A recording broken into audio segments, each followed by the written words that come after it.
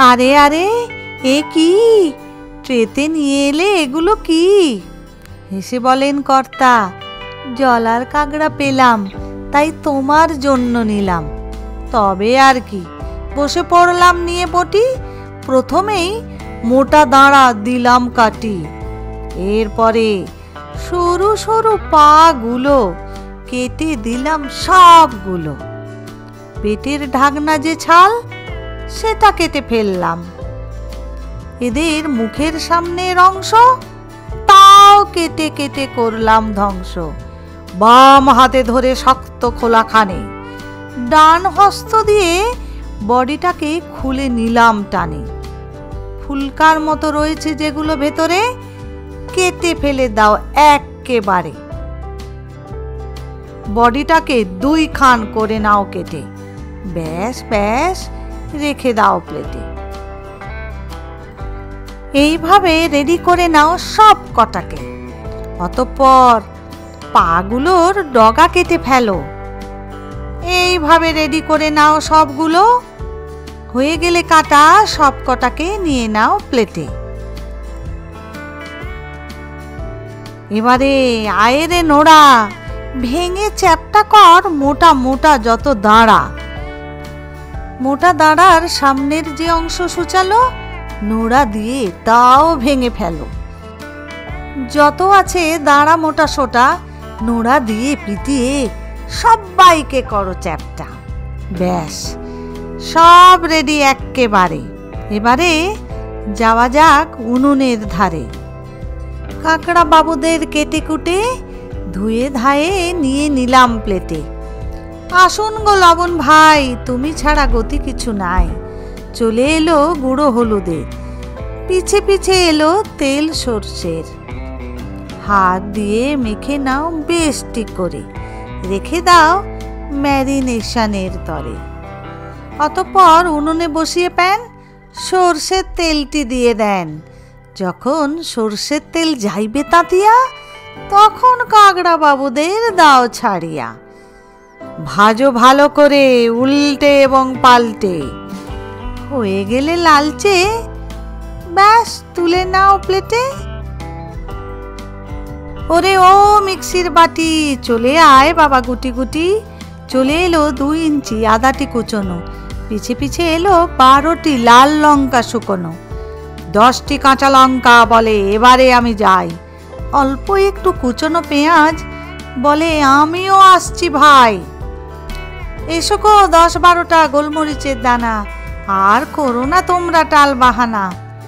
দিয়ে দাও জিরা ও ধনের গুঁড়ো 1 টেবিল চামচ করে। টমাটম সোনা এলেন এদের পরে, ছুরি দিয়ে কেটে নিলাম 4 টুকরো করে। এবারে আসুন গো হলুদের গুঁড়ি। জল বলে আমিও তবে এলাম। ব্যাস ব্যাস মিক্সিটি চালিয়ে মশলাটা পিষিয়ে নিলাম। গ্যাসের উপর কড়াইটি দিয়েছি বসিয়ে, 2 টেবিল চামচ সর্ষের তেলও দিয়েছি দিয়ে। একে একে দিচ্ছি দিয়ে 1/2 চা চামচ জিরে, 1টি বড় এলাচ ও 5টি ছোট এলাচ থেঁতো করা, 8-10টি গোলমরিচের দানা, 1 ইঞ্চি মতো দালচিনি খানা, 2টি তেজপাতা ও 2টি ছেঁড়া লাল লঙ্কা, 4-5টি লবঙ্গ লতিকা। যাও সবাই কড়াইতে নেমে যাও, ভালো করে সুগন্ধ ছড়াও। দিয়ে দিন 1 চা চামচ মতো চিনি।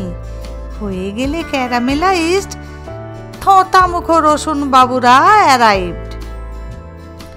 1 মিনিটের মতো করে নাড়ানাড়ি। যখন সোনালি হবে রসুন বাবুদের দাঁড়ি, 4টি কাটা পেঁয়াজের কুচি নামান তাড়াতাড়ি।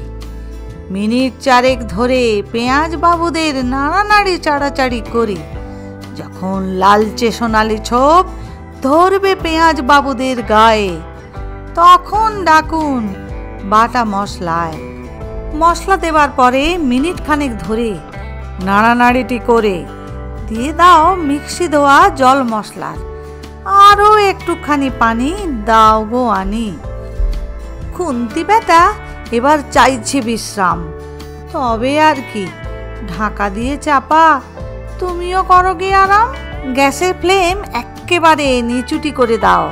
এভাবে মিনিট 10 রান্নাটি করে নাও। মাঝে মাঝে খুঁচিয়ে দিও খুন্তিটি দিয়ে, নইলে মশলা লেগে যেতে পারে কড়াইয়ের গায়ে। মিনিট 10 বাদে ঢাকনাটি খুলিয়া অল্প নাড়িয়া চাড়িয়া পরিমাণ মতো লবণটি দাও দিয়া।